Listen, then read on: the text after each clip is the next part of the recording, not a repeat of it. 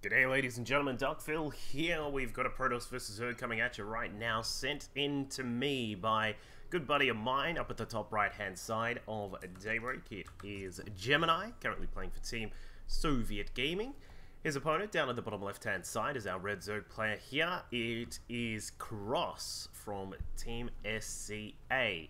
So Daybreak, of course, a bit of a map that is starting to grow a bit long in the teeth. I know there are some rumblings every now and then about some of the maps that need to be removed from the pool, and I think a lot of people are starting to think that this is certainly one of them, just given how long this has been around. And of course, you know, there are certain things starting to come out about this map that some people aren't too favourable of, like a lot of Protoss and Zerg players sort of discussing the fact that it is very easy to split map this and sort of have a Zerg player sitting on around about like 5 bases, and then have them looking to get a 6th base, and it can be very easy for Zerg players on this map.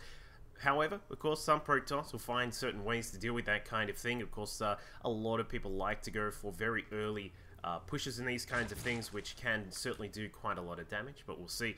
If Gemini is going to go in that particular direction, just scouting inside the main base at the moment, wants to have a quick look. Where is that pool? Is the pool gone up? Just not as of yet. So is reasonably safe for the moment. No need to throw down an early forge if, you know, that was the case, that the pool was down. So we'll see the spawning pool now going down. So probably looking to be a forge-based expansion here from Gemini, but we'll see. He is getting a whole bunch of minerals right now. We are going to see a couple more probes pop out, and in fact, it looks as if, yeah, it is just going to be a Nexus first expansion from the Protoss. So he's going to head down here, get all that started. Going to try and block off his opponent's natural expand as well, of course. A very a nice, easy way to try and harass the Zerg player. Just keep this probe about, try and make sure that this this hatchery is blocked, of course.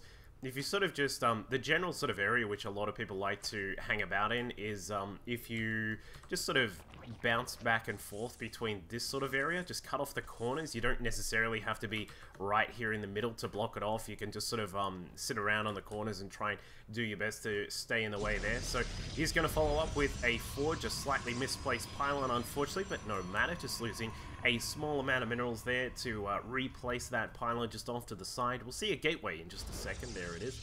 And things looking very standard for our Protoss player at the moment. Meanwhile, for the Zerg, of course, with the expansion going up, we'll obviously see a couple of Zerglings pop out. Looks like we've got just the 4 at the moment. Just wants to make sure. In fact, sorry, he's actually got 6 Zerglings. Actually, an interesting total. So he's gone, like, normally most players will try and just sit around with maybe 4 Zerglings. Sometimes they will go to 2 if they're looking a little bit greedier. And, you know, because of course once you get to your opponent's, the opposite side of the map here, and you come up to the Protoss wall, it is very difficult to actually try and attack into this, because for Gemini, as we can see, well, just firstly, there is the option of throwing down that gateway to block off the side there, but of course, it is still very hard to actually push in here. If you're looking to get some Zerglings inside, you may be able to perhaps rush a couple of them past the cannon, maybe get 4 or 3, it sort of depends on the positioning of the cannon and whether or not this is fully walled off, but you can normally get a couple of Zerglings inside, but they don't really get a huge amount of damage done. And then in, you know, as most Protoss players will be prepared for this, you'll have a probe sitting at the front, blocking off the front door when that cybernetics core goes down. So as we said, things are pretty standard here for the moment, and Gemini does lose his first initial scouting probe, but I believe he did catch that that base is now up and running here. Yeah, he did see that the 3rd base went down pretty quickly. Very standard here from Cross, and he'll just continue droning for the moment. So while we wait for the game to pick up a bit, make sure you are tuning in to my Twitch stream. I'm still streaming live, of course. We've got some StarCraft 2. Going to be streaming, I'm going to be playing random a bit more lately, just because adds in a little bit more fun. Going to play around with the races a bit more and see what I can do with that. Of course, if that means I get Zerg, then you can be prepared for me being horrible with Zerg. But of course, I am still pretty decent with Protoss and Terran as well, so that's a little bit of fun there. You can find that on twitch.tv/DuckvilleLol. You can also find me streaming over on twitch.tv/TheHandsomeNerd. And yeah, we'll see how we go with those things. Looks like both the players continuing to get their workers up and running a Stargate starting inside the main base for Gemini. It's up the backside here. I wonder if this Overlord is going to scout it. Yeah, there's virtually no way for Gemini to try and deflect this. The Stalker is going to be rallied onto that Overlord, but unfortunately I don't think it's going to be in time. So the Stargate is going to be scouted out. It is a slightly different spot. Like a lot of times these days, a lot of players like to put the Stargate sort of somewhere around this area here, sometimes off to the side, sometimes back in the natural as well. But Gemini going for a little bit different here. Unfortunately, not able to keep it hidden for too long, but the first Void Ray is going to pop out, and we'll see how Cross decides to react to this. Of course, he does have that third base up and running, now up to 38 drones right now, a couple more about to pop out, but he has invested in a few Spore Crawlers to make sure these mineral lines are protected against the Void Rays. Of course, wow, 2 inside the main. I'm a little bit surprised about that. But he does have the lair on the way right now. That is around about a third of the way done. And as we can see, we're going to get some extra gases down here at the natural. 3 and 4 are now in operation. We get some more gas coming in. And see how he's going to transition. A lot of Zerg players like to pick up that Hydra Den pretty quickly upon scouting out that Stargate, because of the Stargate can be handled by the Hydras that can pop out, and then you can do pushes. Roach and Hydra pushes can come out quite commonly from a lot of Zerg plays here in this matchup these days. Of course, it is a very old school style build there to have Roach Hydra. I'm sure that many people will remember from Wings of Liberty the old school sort of Roach Hydra pushes that used to come out until the Void Ray Colossus build was sort of put together by the Protoss players and then was able to deflect those kinds of things. But you still can see it utilized. With the muscular augments available for Hydras, they're able to move a lot more freely about the map. And, well, we will see that Cross is going to throw down that Hydra Den. We got +1 to the missile attacks on the way. 11 drones just about to pop out here from Cross, so he's going to boost up that count as quickly as possible. Interestingly, his macro hatch is going down at the third base. It's not often you see this, and I'm a little bit concerned. This opens up options for Gemini if he scouts this out, which I think he has. Yeah, well, he's about to scout it out. The Void Ray just trying to push into the third base, but this is a really interesting sort of position to have this, because if you sort of make a wall like this with the hatcheries just off to the side, if the Protoss player sees this and decides to come push through, then all they need to do to actually get a really big wall off is a couple of force fields here, and then those hatcheries are completely exposed to a possible 4-gate push or something like that. So interesting choice there by Cross to throw that hatchery down there, but you know, it looks as if Gemini is not going to go ahead with any kind of push. He is just going to pick up a very quick third base here. Not your 7-minute Nexus down at the third, which some players like to go for, but it is still reasonably fast. We've got a couple of gateways down here to wall off the bottom side of the Nexus, and of course a couple of cannons will go down just to defend that as well. The first Colossi now popping out is going to be here to augment the defenses of the various bases, +1 weapons also being added in. So these players just playing reasonably standard for the moment. Cross is going to pick up some of these Hydras here. He does have the Infestation Pit and a Roach Warren now on the way, so he is going to be adding in that extra little bit of tech available to him to just sort of give him the options to look towards pushing at that third base. The Muscular Augments just finishing up now for those Hydras, so that we'll see them put on their Nikes and go a whole lot faster right now. It's going to add in, there it is. So these guys now just going to be able to waddle about a little bit quicker, and we will see a bit of a push coming out from Cross. He wants to try and get in there on that third base and perhaps disrupt the mining here. If he can cut that down, then it will certainly be quite a large victory for him. But with the first Colossus now out, in fact 2 Colossi done and extended thermal lance just on the way as well, we'll see if Gemini will be able to defend this push, because it is now coming about. The big problem here is that none of these units actually do too well against Colossus if they are kept back behind force fields or something like that. So we'll see what Cross is going to do here. I'm not sure I like this attack in particular, trying to attack in through this choke point here, perhaps not the best idea. And there are those force fields from Gemini, just able to throw down a wall here, keep the Zerglings and the Hydras back. He's able to just easily dispose of those Zerglings on the ground. The 2 Colossi still alive, and Thermal Lance about to kick in now. So he's going to have all the power in the world to deflect this very light attack. And, you know, there it is just again. Cross just attacked again to a triple Colossus ball there, and it's just not really the greatest attack to push in there with that. As we can see, the third base now in operation for Gemini, up to 72 probes. He may even look to try and take a fourth base now that he does have these extra gates coming along. The Colossus count still looking to increase very soon as well. Blink Tech, and of course, with those 5 gates now in operation, he's going to have a total of, what is that? That's going to be like 9 gates altogether. Oh, sorry, 10 gates altogether there for Gemini. So he's going to have a lot of warp-ins available to try and push back and defend if need be, or look to try and max out as quickly as he can and look to push on the fourth base of his Zerg opponent. But for the moment, Cross going to be stable here with the Hydra and Ling Force. There is even a drone in there somewhere. Where is it? There it is. There is a drone, but as you can see, there are going to be a few Swarm Hosts popping out. We'll see what these guys are able to do. Of course, Swarm Hosts, pretty damn good units, throwing out those Locusts there, and the Locusts do a pretty high amount of damage there, especially when they've got their 1/1 upgrades added in. So Gemini will have these 3 Colossi here. He needs to be a little bit careful with those Stalkers. Don't want to lose too many of the Stalkers in the initial parts of the battle, but it looks like Cross is now going to have a bit of work cut out for him right now. The push is coming along.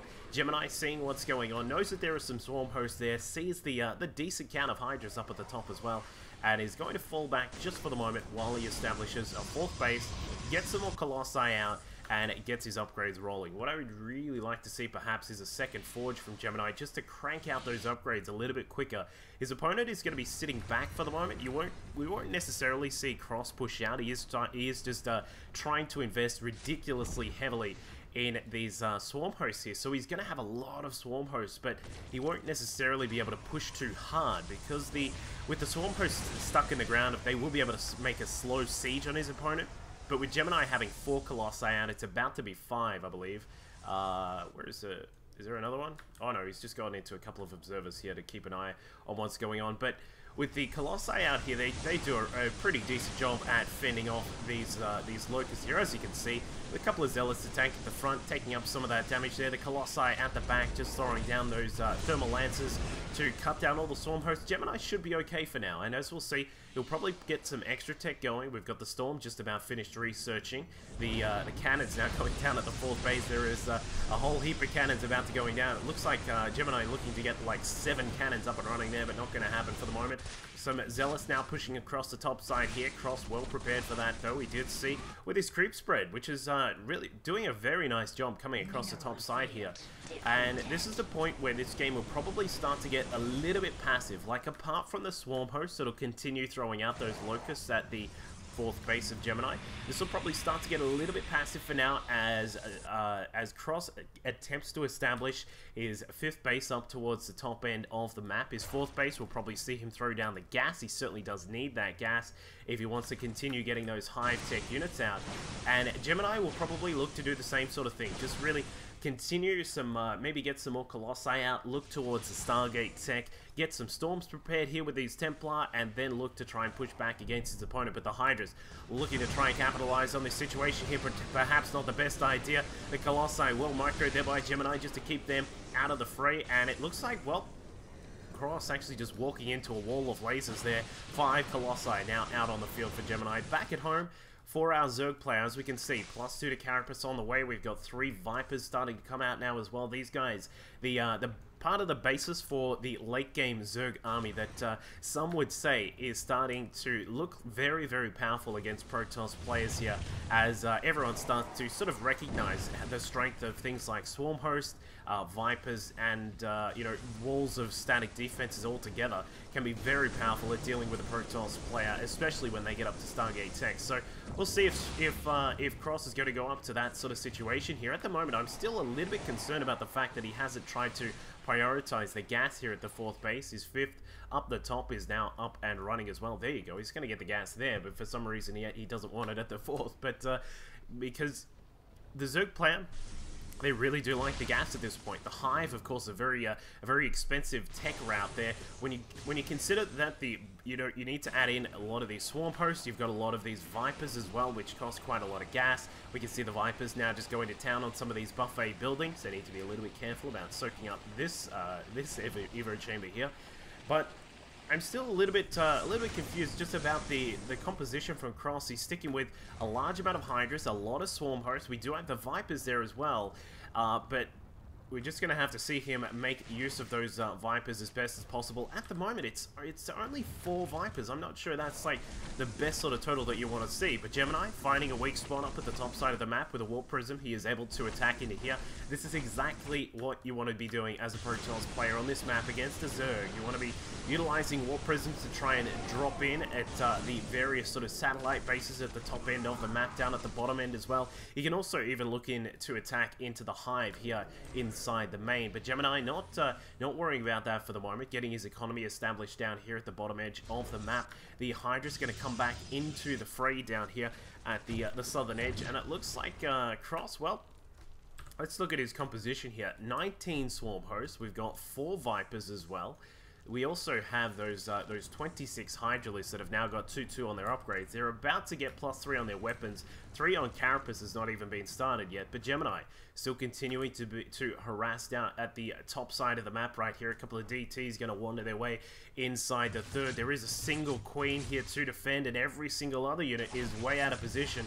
Gemini going to go to town on some of these drones. He will be able to take care of those Queens quick smart. Of course, these DTs have 203 here. An excellent set of upgrades there, and unfortunately the Warp Prism did go down. A little bit of micro going on down here at the southern side of the map, just trying to deflect those Swarm Hosts here. And with Cross now retreating, Gemini free to push in on this side, and if he can perhaps take out some of these Swarm Hosts, he gets one. Very nicely done there, capitalizing on a little bit of mispositioning there from Cross. But now Gemini sitting up there at 84 probes, perhaps maybe a tiny bit too many than you need for this sort of situation, but if he can get this gas coming in, prepare himself for the late game here with all these upgrades that are now done. Of course, we've got upgrades all over the place. He's got +3 on his weapons, +2 on his armor, Blink, Charge, Storm, extended to a Lance. We'll probably look to see those Stargates start to pop out very soon, and he's going to go for a push here with all of these units, the Archons at the front, able to tank up. Some feedbacks going down on those Vipers. Perfectly done there by our Protoss player. A couple Blinding Clouds will go down. Not really getting too much done here. Unfortunately, without the large contingent of sort of the Corruptors or the Vipers to try and get rid of these Colossus, then the Zerg player is really going to struggle at defending against something like this. And there we go, some Storms going down, just trying to protect the units against those Locusts now popping about. Zealots coming in as well at the back, just going to tank up some of the damage there. And Gemini, well, while he didn't necessarily cripple the economy right there, he did sort of, he has of course stopped the 5th base up towards the top. We've now still, Cross has not been mining away at that gas at the 4th base.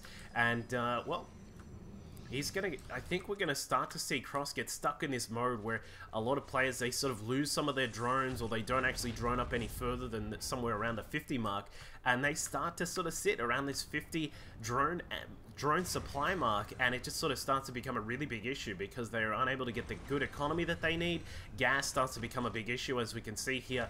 For Cross, he's going to start to regret not having that extra gas at the 4th base. His 5th base is now back up and running, but we will need to see some static defenses here just because of the possible threat of another Warp Prism attack coming along. But Gemini at the moment is going to have to deal with this huge count of the Swarm Hosts there. 19 Swarm Hosts now just making their way across to the southern edge, just pushing down with these Swarm Hosts here. Sorry, the Locusts, they're getting a, well, not really getting a huge amount of damage done. One of the Archons is getting a little bit low in its shields there, just down to 6 shields, going to regen that as quickly as possible.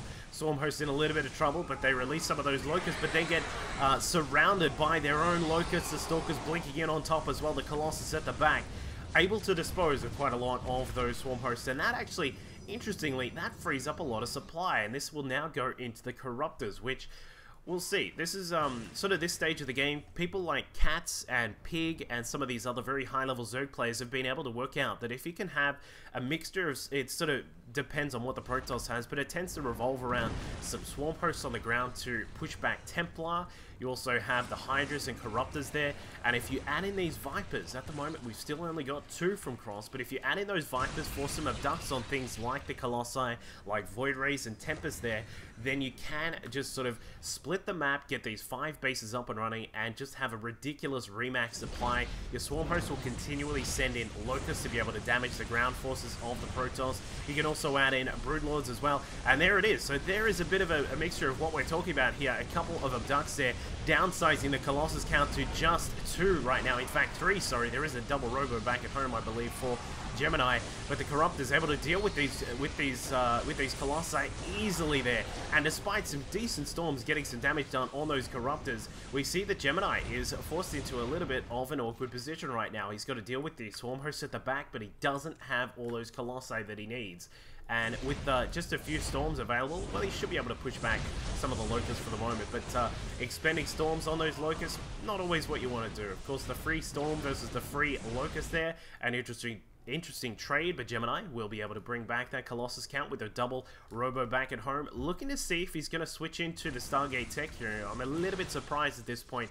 It is a 27-minute mark. We haven't actually seen him throw down any more Stargates just at the moment, but there it is, the first Void Ray now on the way. We'll probably see Gemini, I would expect him to throw down a couple more Stargates at this point, but at the moment, still just going to stick with the mostly ground force, consisting of the Colossi, of the Templar as well. We will probably start to see the Void Ray count increase. And now a DT getting inside the 5th base up at the top side of the map. Not going to be able to take down this hatchery, but he is he's going to get it halfway down, which is not too bad at all. And well, the Broodlord count has started to increase now for our Zerg player. He's up to 9 Broodlords. The big question is, will the 2 Corruptors be enough to defend against the Colossi that have started to come back out now? Also, as we saw on the production tab, we have Void Rays starting to pop out for Gemini. These guys doing a huge amount of damage when they have some upgrades. Of course, just at the moment, that'll be 16 damage versus Armored when they activate the Prismatic Alignment. But Gemini is going to continue to pump out these Colossi, and these guys are going to be a big factor in his army here. Of course, you know, Cross, with all those with the Corruptors that he utilized there before, he was able to take down the Colossus count. But now, with just 2 Corruptors out, he's got 2 more constructing right now, but they're not going to get out in time for this battle, and the Colossus will be free to go to town on all those Hydras there. Storms going down all over the place. The Void Rays up in the air will be able to do some good damage against those Broodlords and targeting down one. Storms on top of some of the others here, and Gemini controls the ground but not the sky just for the moment, so he is going to be able to push the Hydras back. There's the Locusts on the ground as well, but the Broodlords will be an interesting factor here, and we'll see if Cross is going to be able to hold this out, because things are looking very precarious for our Zerg player at the moment, because now with the Skytoss army starting to assemble, Gemini is going to move into a very powerful position right here. You've got the lasers of the Void Rays, the lasers of the Colossi, the Storms as well,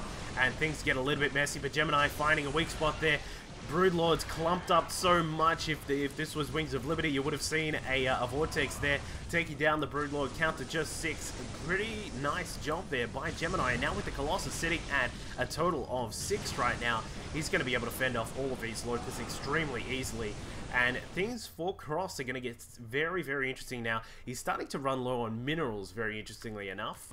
So he's invested quite a lot into trying to get his drone count up and running. This is what I was mentioning before. You start to see Zerg players get a little bit stuck for drones at certain parts of this matchup here. So despite the fact that he's up at 6 bases, Cross is not mining as efficiently as you would like to see. He's now got just a simple 200 minerals available, a lot of gas, whereas for Gemini it's the reverse. He's got a lot of minerals but no gas. Maybe if they built a trade market, they could trade and just have a lot of good times, but no.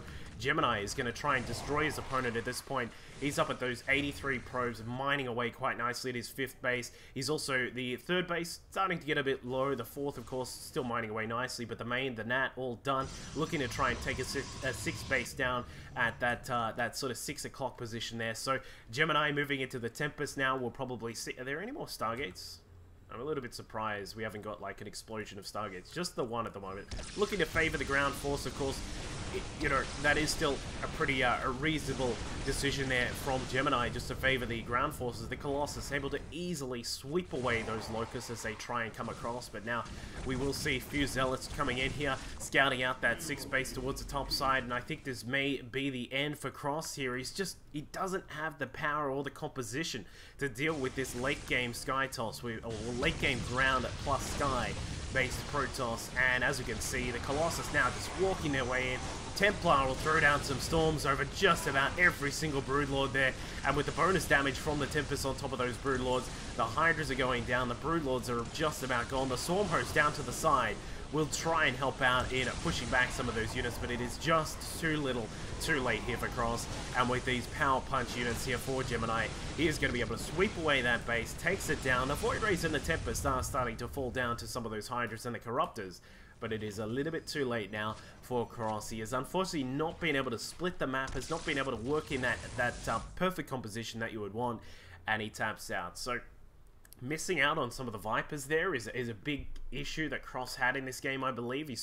He utilized some of them at the start with, we saw some Blinding Clouds and some Abducts as well, but just didn't keep the Viper count up. As you can see, we don't have any Vipers here. It's sort of the 34-minute stage, and I would think that a lot of the Zerg players that do really well in late game will have quite a lot of Vipers. You'll have a lot of Corruptors and Hydras, and sort of a mix of Swarm Hosts there as well. Anyway, very nicely done by Gemini, just keeping his composition at a nice mix. We did see a lot of Colossi come out from him, able to deal with all of those Swarm Hosts that were down, burrowed in the ground, like little burrowing turtles or something like that, I don't know, and he was able to take the win. So nicely done by Gemini. I hope you all enjoyed that game. I'll catch you all next time. On there, a la Grubby or someone like that, and it looks as if Neeb is just going to get a really nice amount of damage done there inside the main, picking off the Lings. Not necessarily economic damage in of itself, but he is able to just downsize the amount of map presence